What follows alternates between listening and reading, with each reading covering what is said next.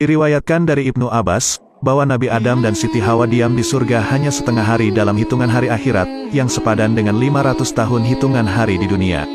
Ketika awal kali Nabi Adam diturunkan ke bumi, Allah langsung menidurkan Nabi Adam dan seluruh makhluk yang ada di bumi seperti binatang-binatang liar, para burung, dan segala sesuatu yang bernyawa. Sebelum ini mereka belum pernah merasakan tidur. Peristiwa ini terjadi pada hari Sabtu. Pada keesokan harinya saat matahari terbit, Nabi Adam melihat matahari berputar pada porosnya.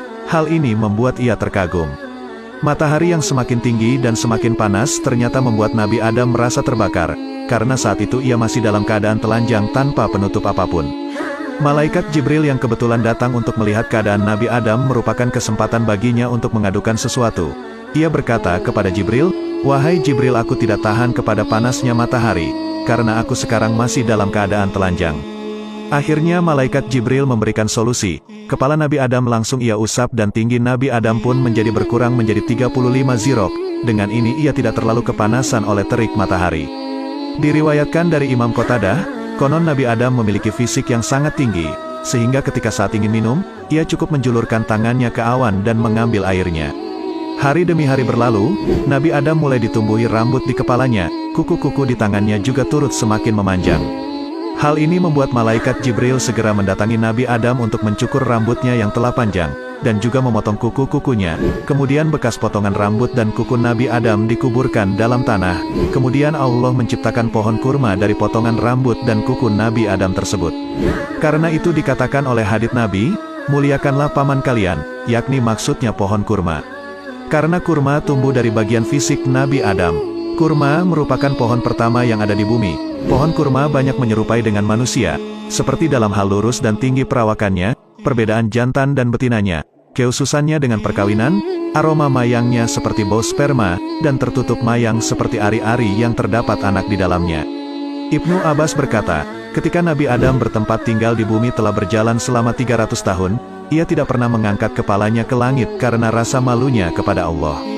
Ia hanya selalu menangis karena menyesal akan kesalahannya. Hal itu dilakukan selama 200 tahun. Sehingga, air mata Nabi Adam menumbuhkan rumput-rumput yang hijau. Bahkan para hewan meminum air dari tangisan Nabi Adam. Suatu hari Nabi Adam mengadu sesuatu kepada malaikat Jibril, bahwa mengapa ia masih telanjang dan terus merasakan panasnya terik matahari, walaupun sebelumnya tinggi Nabi Adam sudah mulai diturunkan oleh malaikat Jibril. Hal ini membuat malaikat Jibril berinisiatif agar Nabi Adam tidak lagi kepanasan, ia butuh pakaian untuk melindunginya dari panas. Malaikat Jibril akhirnya pergi ke Siti Hawa dengan membawa seekor domba dari surga. Domba itu diberikan kepada Hawa untuk diambil bulunya dan dibuat suatu pakaian kepada Nabi Adam. Malaikat Jibril mengajari Siti Hawa, bagaimana cara memotong bulu domba, dan bagaimana cara menjahitnya sehingga menjadi pakaian yang baik. Tak menunggu lama Siti Hawa sudah cukup mahir membuat baju dari bulu domba. Pakaian itu segera dibawa malaikat Jibril untuk diantarkan kepada Nabi Adam. Nabi Adam menerima pakaian itu dengan senang hati, tetapi malaikat Jibril tidak memberitahukannya bahwa itu dari Siti Hawa. Suatu ketika Nabi Adam kembali mengadukan kepada malaikat Jibril bahwa ia telah kelaparan, karena selama 40 tahun Nabi Adam tidak makan dan minum sedikit pun. Mendengar hal ini malaikat Jibril mendatangi Nabi Adam dengan membawa 2 sapi besar dari surga masing-masing berwarna hitam dan merah. Kehidupan di dunia tidak lagi membuat Nabi Adam mendapatkan sesuatu dengan instan. Ia harus bekerja untuk mendapatkan apa yang ia ingin makan. Karena itu malaikat Jibril mengajarkan bagaimana cara untuk membajak tanah, cara menanam tumbuh-tumbuhan seperti gandum dan lain-lainnya. Suatu ketika Nabi Adam memulai untuk menanam dengan 2 sapi besar milikinya untuk membajak tanah. Seketika salah satu sapi tersebut berhenti tidak berjalan. Akhirnya Nabi Adam memecut sapi tersebut. Sapi itu sontak berkata, "Mengapa kamu memecutku?" Mendengar seruan sapi tersebut, Nabi Adam menjawab, "Karena kamu tidak mematuhi aku." Sapi itu pun berkata kepada Nabi Adam, "Sungguh Allah zat yang maha lembut, padahal engkau dulu tidak mematuhinya, tapi Allah tidak memecutmu sama sekali." Mendengar jawaban sapi tersebut Nabi Adam menangis sejadi-jadinya, dan mengadu kepada Allah, "Wahai Tuhanku, semua makhluk mencelaku bahkan sampai seekor sapi ini." Akhirnya Allah memerintahkan malaikat Jibril untuk mengusap mulut sapi tersebut, dan akhirnya ia menjadi bisu. Sejak itulah sapi sampai saat ini tidak bisa berbicara lagi. Konon para hewan-hewan itu bisa berbicara sebelum diturunkannya Nabi Adam ke bumi. Ketika Nabi Adam melanjutkan menanam, Seketika gandum itu langsung tumbuh dan mengeluarkan biji-bijinya. Malaikat Jibril pun mengajari bagaimana cara memanen, mengirik gandum dan lain-lainnya. Nabi Adam yang sudah sangat lapar, ia tidak sabar untuk memakan hasil panennya. Ia pun berkata, "Apakah aku sekarang boleh memakannya?" Malaikat Jibril berkata, "Wahai Adam, bersabarlah dulu."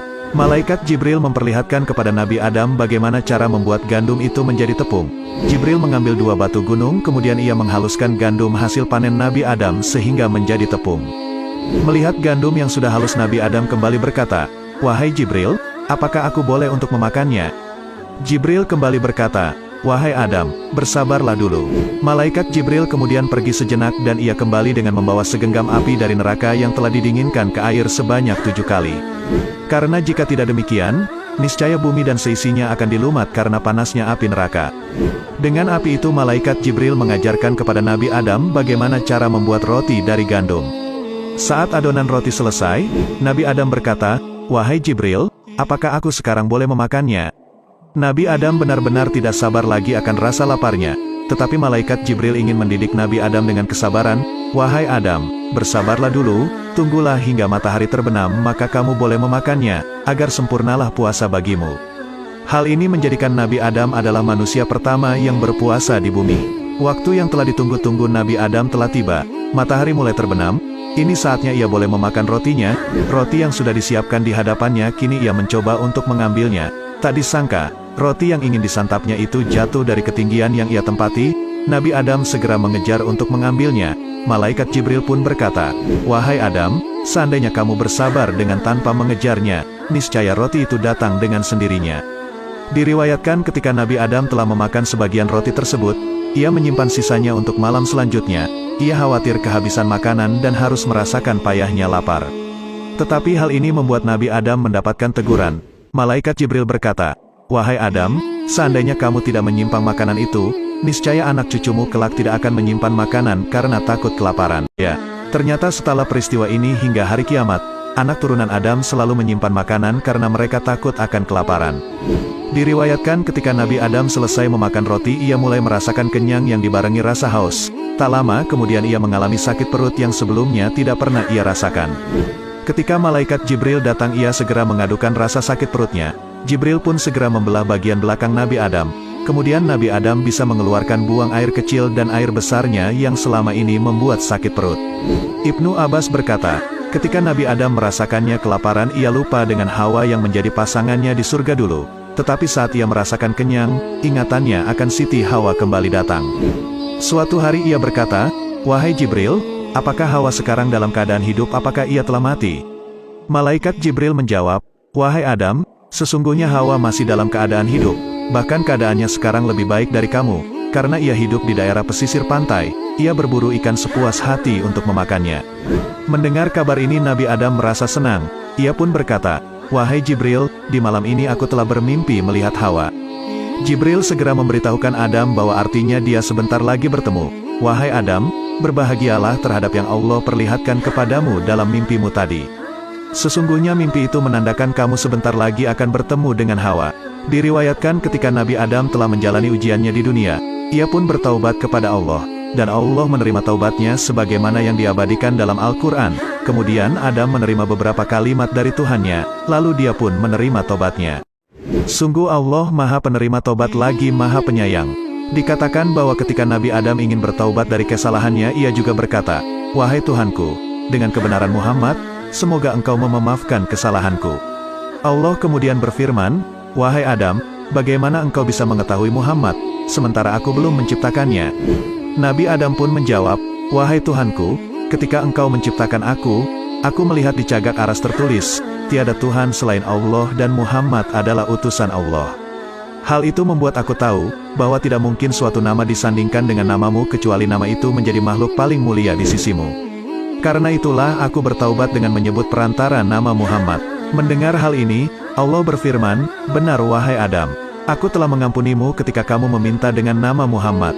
Ketika taubat Nabi Adam telah diterima, Allah memerintahkan Nabi Adam untuk pergi ke tanah Arafah yang berada di Makkah. Allah mengutus malaikat untuk menunjukkan dan menemani Nabi Adam selama perjalanan ke Makkah, dan Allah memberikan tongkat kepada Nabi Adam dari surga. Tongkat itu memiliki panjang 20 dirok. Nabi Adam menggunakan tongkat itu sepanjang perjalanannya. Tidaklah satu tempat yang dipijak oleh tongkat itu kecuali menjadi sebuah desa yang ramai tempat tinggal setelahnya. Ketika telah sampai di Makkah, Allah memerintahkan Nabi Adam untuk tawaf di Baitullah sebanyak 7 kali dalam keadaan terbuka. Karena itulah sekarang menjadi bagian dari haji. Saat Nabi Adam sampai di Arafah, ia melaksanakan wukuf di sana. Di sela-sela ia berwukuf, ia menolehkan wajahnya. Tak disangka, ternyata Hawa yang ia cari selama ini telah ada di dekatnya. Mereka saling memandang seolah-olah seperti orang yang baru mengenal. Sejak itulah mereka kembali bersama, di lokasi yang sekarang disebut dengan Padang Arafah. Nama tempat ini dikatakan Arafah, yang secara harfiah artinya adalah saling mengenal, karena tempat ini menjadi sejarah bertemunya Adam dan Hawa di bumi. Adam dan Hawa menetap di Makkah beberapa saat, kemudian mereka pindah ke daerah Hindi. Mereka akhirnya kembali hidup bersama, setelah berpisah selama 500 tahun sejak diturunkannya dari surga.